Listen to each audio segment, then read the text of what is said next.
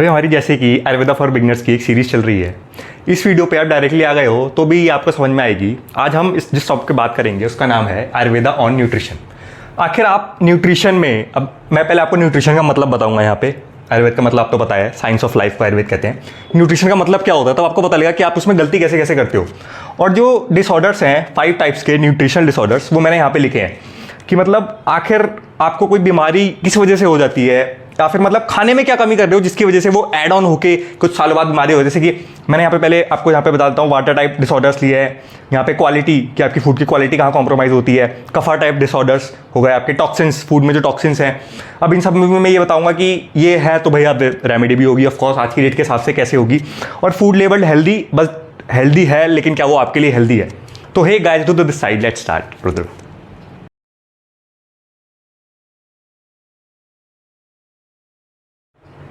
तो अब यहाँ पे मैंने न्यूट्रिशन की डेफिनेशन सर्च करी और जो मेरे को 3 सही लगी डेफिनेशन वो मैंने यहाँ पे लिखी है। हिंदी इंग्लिश दोनों सर्च करी है। तो स्वास्थ्य को पुष्ट करने वाला भोजन को न्यूट्रिशन कहते हैं। अब यहाँ पे पुष्ट वर्ड थोड़ा सा इंपॉर्टेंट है, मैं यहाँ पे मार्क कर देता हूँ। सेकेंड डेफिनेशन पे आते हैं, food you eat and the way it affects your health, second definition.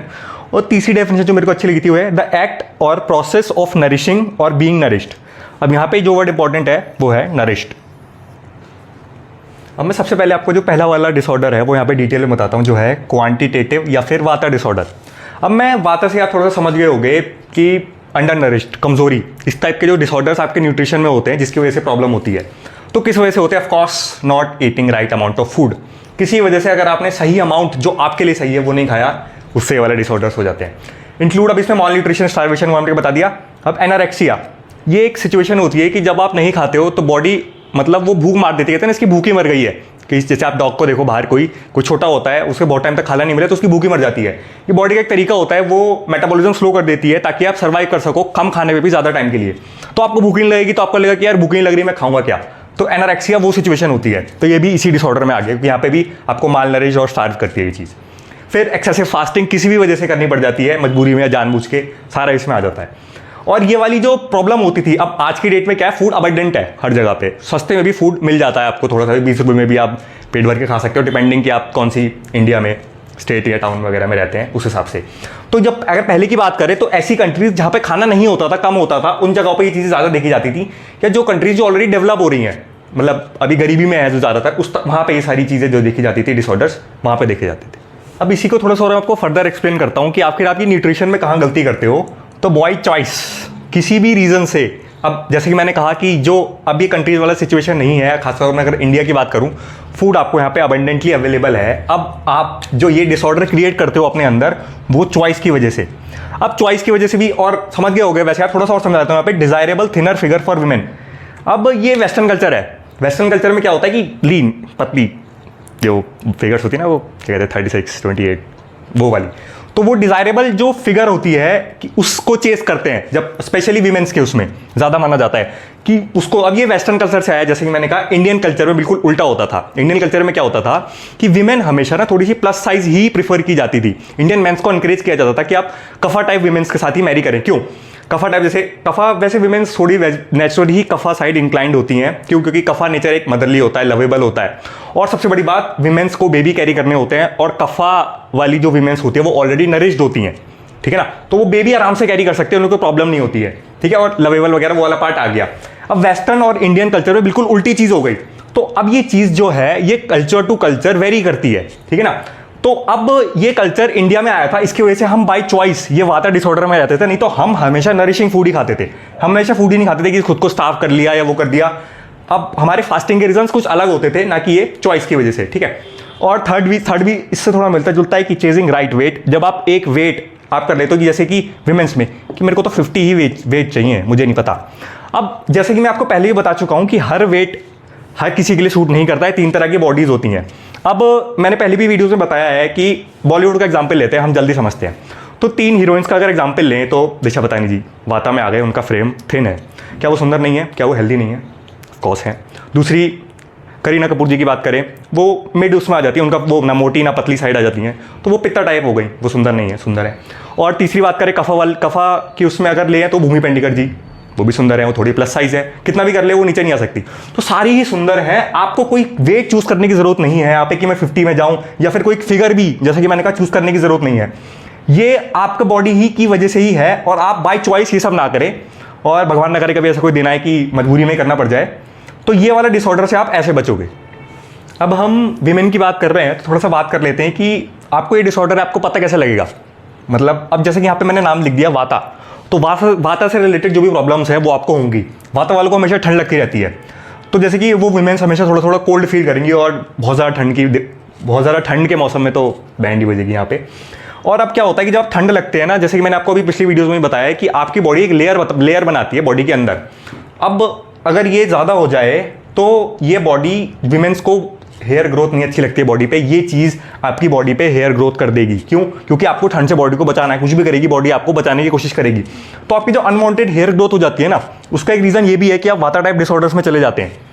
तो ये भी एक आपको है, तो चांसेस है कि आपको वाता टाइप डिसऑर्डर्स हो गया हो। और बात करें तो आपकी डाइजेस्टिव इश्यूज, वाता वाली प्रॉब्लम सारी होंगी यहाँ पे, गैस, ब्लोटिंग, इस टाइप की दिक्कत, आपकी डाइजेस्टिव फायर कभी अप डाउन हो सकता है, डाउन भी चली जाए, ज़्यादातर डाउन ही रहे, फिर आपको भूख भी मर जाए, उस टाइप की प्रॉब्लम्स, जैसा कि अभी पहले बताया था मैंने। और फिर वाता में होता है कि चट चट की आवाज़ आती है, आप मतलब बोन्स वगैरह जो आपके जॉइंट्स हैं वो क्रैकिंग वगैरह की आवाज़ करेंगे, तो वही ये वाता डिसऑर्डर्स में ही आता है। वैसे वाता वालों के नेचुरली करते हैं, लेकिन आप डिसऑर्डर में चले गए हो तो ये बढ़ जाएगा, या फिर आप पहले नहीं करते थे आप करते हो, तो उसका रीज़न यही है कि आप उस डिसऑर्डर में यहाँ पे चले गए हो। ठीक है। अब एक स्किन लूजिंग वाइब्रेंसी, ये आज की डेट में बहुत ज़्यादा है। ये मतलब अब आप देखो ना, कुछ आप जिम वाले बंदे को भी देखो जो मतलब ओवर साइज चला गया है, उसने मतलब प्रोटीन के डब्बे वगैरह ज़्यादा खा लिए या किसी भी वजह से, उसकी ना फेस से देखो एक ग्लो खत्म हो जाता है फेस से। मतलब ठीक है, बॉडी वगैरह सब अच्छी, फिगर अच्छी है, फेस पे ग्लो नहीं है, तेज नहीं है, आयुर्वेद की भाषा में कहते हैं ओज और तेज खत्म हो गया है, तो वो जो जूसीनेस खत्म हो जाती है। अब वाता मतलब क्या होता है, ड्राइनेस होती है, तो फेस आपको उसका ड्राई सा लगेगा, भले ही बॉडी हो कुछ भी हो, ड्राई स्किन भी ड्राइनेस हो जाएगी। तो वाइब्रेंसी जो होती है, ओज तेज, यहाँ पे अगर मैं आयुर्वेद के वर्ड यूज करूँ वो खत्म हो जाएगा। विमेंस में से ये तो मतलब कॉमन है आज की डेट में, जो बहुत ज़्यादा किसी भी एक साइड चले जाते हैं, उनकी मतलब स्किन ही वाइब्रेंसी लूज करती है। कोई बीमारी हो जाए तो भी लगता है शक्ल का रंग उड़ गया, तो वो यही है कि आपका स्किन लूजिंग वाइब्रेंसी, कि आपका ओज तेज खत्म होना शुरू हो जाता है। वही साइन होता है कि जो बाहर दिख रहा है वो अंदर भी कहीं ना कहीं आपको दिक्कत है। अब ये आप बहुत कॉमन है, बाल झड़ना और सफ़ेद होना यहाँ पे प्रॉब्लम्स इसकी वजह से हो सकती हैं, जिससे भी आप रिलेट कर पाओ। और जो विमेंस में एक प्रॉब्लम होती है कि वो मेंस्ट्रुएटिंग ही, जो प्रॉब्लम बाद में आनी चाहिए वो उनको पहले आ जाती है, कि मेंस्ट्रुएटिंग ही होना बंद हो जाता है उनका। और एक लास्ट पॉइंट कि अब आपकी बॉडी हेल्दी नहीं है, तो आपकी यहाँ पे सेक्स ड्राइव गिर जाएगी। और एक इंपॉर्टेंट पॉइंट कि आपको बेबी होने में या फर्टिलिटी प्रॉब्लम होगी, क्यों? क्योंकि बॉडी उसके लिए रेडी ही नहीं है, तो अलाउ ही नहीं करेगी कि आप एक बेबी कर सको या उस पोजीशन में आ सको। तो ये सारी प्रॉब्लम्स आपको इससे हो सकती है, और सिर्फ एक चीज़ से कि आप सही हो सकती है कि आप उस वेट को चेंज ना करो कि जो आपने सोचा है कि इनमें 50 पे ही जाना है, आप 50 के लिए हो सकता है नहीं बने हो, और उस फिगर को भी चेंज ना करो। सबकी फिगर अलग होती है, सभी सुंदर होते हैं, इन चीज़ों का आप थोड़ा ध्यान रखें, लेट कर पाएँ तो इस चीज़ को थोड़ा सा यहाँ से ठीक करने शुरू करें। अब अपने नेक्स्ट टाइप ऑफ डिसऑर्डर्स पे आते हैं हम, जो है कफा डिसऑर्डर्स। अब ऑब्वियसली ये नाम यहाँ पे सजेस्ट कर रहा है कफा, भरा हुआ, ओवरफेड। अब यहाँ पे मैं एक टाइम यूज़ करता हूँ कि ठीक है थोड़ा प्लस साइज होना गलत नहीं है, लेकिन आप ओवरफेड हो उसके बाद भी अंडर नरिश्ड हो, तब ये डिसऑर्डर में चला गया आपका। ठीक है ना, थोड़ा सा प्लस साइज बंदा कोई दिक्कत नहीं, थोड़ा सा हेल्दी है, इट्स ओके, लेकिन अब वो अंडर नरिश्ड भी है, कफा होने के बाद भी कमजोर है, मतलब जैसे बंदा है मोटा ताज़ा तगड़ा लग रहा है आपको, लेकिन आप देखो यार बंदे में जान नहीं है, ज़्यादा स्ट्रॉन्ग भी नहीं है। तो वो वाला पार्ट आ गया यहाँ पे कि बंदा है तो ओवरफेट, देखने में तो अच्छा लग रहा है, स्ट्रॉन्ग लग रहा है, लेकिन असल में अंदर से खोखला है, खोखला in the sense under nourished है यहाँ पे।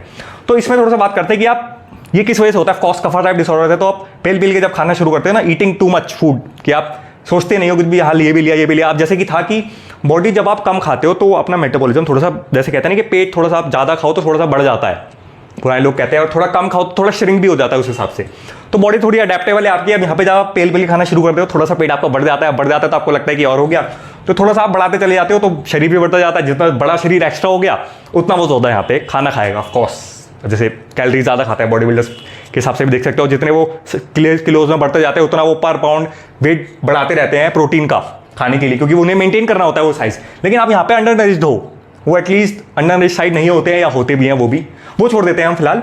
तो अब इससे प्रॉब्लम्स क्या क्या होती हैं उस पर आते हैं। अब ऑफकोर्स कफा टाइप डिसऑर्डर है तो ओबेसिटी यहाँ पे हो जाएगी, आपको डायबिटीज़, जितनी भी कफा टाइप बीमारी है, हाई कोलेस्ट्रॉल, इसमें मतलब भरना शुरू हो जाएगी आपकी बॉडी एक्स्ट्रा, तो अब ऑब्वियसली आपकी होगी डायबिटीज़। मीठे की बीमारी होती है, ज़्यादा भर गया आपके अंदर, तो डायबिटीज़ हो जाएगी, हाई कोलेस्ट्रॉल, आपकी नसों वगैरह में बनना शुरू हो गया, हार्ट की प्रॉब्लम हो सकती है, लेथार्जी, आप भारी हो जाओगे तो ऑब्वियसली लेथार्ज फील करोगे, कोल्ड स्वेट, कोल्ड की दिक्कत इनको भी आती है, कफ वालों को, ये तो होते ही वाटर और अर्थ एलिमेंट से बने हुए हैं, तो कोल्ड की प्रॉब्लम इनको होगी। अब जैसे मैंने पहले भी वीडियो में बताया कि ठंड में जितनी आपकी बैंड बजे उतने समझना, उतने ही आप इम्बैलेंस हो, उतनी ही आपको दिक्कत है, मतलब एक्सट्रीम टेम्परेचर होता है ठंड में, वहाँ आपकी बैंड बज रही है तो आपकी बॉडी में दिक्कत है, और वहाँ आप नॉर्मल फील करते हो, ठीक फील करते हो, हल्की सी प्रॉब्लम होती है, उतने ही फिट हो आप। ये एक तरीका होता है, हार्श मौसम में आप अपने आप को देख सकते हो आप कितने फिट हो, ठीक है ना। हार्ट डिजीज मैंने आपको बता दिया। अब स्ट्रोक, इस टाइप की प्रॉब्लम यहाँ पे हो जाती है, जिस बच्चे में बेहोश हो जाते हैं असेंबली में, तो स्ट्रोक वाला पार्ट, ये सारी प्रॉब्लम्स आपकी इधर कफा डिसऑर्डर्स में आ जाती हैं, ठीक है। और एक इसमें एक चीज़ और आ जाती है कि आप इमोशनल बिंज ईटिंग। अब क्या होता है ना, फूड आपको एक बहुत ज़्यादा कंफर्ट प्रोवाइड करता है, जो फूड एक चीज़ होती है ना, आप खा के बहुत ज़्यादा कंफर्टेबल फील करते हो, तो जब आप इमोशनली भी परेशान होते हो, अब कफा वाले थोड़े इमोशनल तो होते ही हैं, जैसे मैंने अभी पिछले में बताया कि मदरली और इस टाइप की क्वालिटीज होती है, तो वो हर्ट भी जल्दी हो जाते हैं इस टाइप के लोग। लेकिन अब आप डिसऑर्डर्स की बात कर रहे हैं हम, तो वो इमोशनल बिंज, उस पर बहुत ज़्यादा वो खाते हैं, तो उनकी कफा वाली पार्ट और यहाँ पे बढ़ जाता है, तो इमोशनल बिंजिंग वाला पार्ट है माइंडलेस ईटिंग। ये माइंडलेस ईटिंग ये आप बहुत कॉमन है, इमोशनल भी कॉमन है, लेकिन माइंडलेस ईटिंग कि आप कोई और काम कर रहे हो, अपने पता नहीं लगा, या बात कर रहे हो, जैसे गए बात ज़्यादा करने में लग गया, आपने ध्यान नहीं दिया, आप ज़्यादा खा गए, ठीक है ना, तो वो पार्ट भी, ये सारे पार्ट इसमें आ जाते हैं कफा टाइप डिसऑर्डर्स में। अब ये जो कफा टाइप डिसऑर्डर्स है ना, जिसमें आप ओवरफेड या अंडर नरिश्ड, ये एक टर्म, और ये मैंने मेरे पर्सनल एक्सपीरियंस है, जो मैंने टेबल बनाई है आपको, इससे आप सब कुछ समझ जाओगे कि एक सर्कल में फंस गए हो आप, जिससे बाहर निकलना बहुत ज़रूरी है। मैं बताता हूँ कि आप वर्कआउट नहीं कर पाते हो, कफा टाइप डिसऑर्डर की वजह से ऑलरेडी लेथार्जी फील करते हो, वर्कआउट नहीं कर पाते हो, तो इसकी वजह से क्या होता है, अब आपकी स्ट्रेंथ और कम हो जाती है कि आप कुछ एक्सरसाइज नहीं कर रहे हैं, बॉडी को आपको कोई स्टिमुलस नहीं मिल रहा है।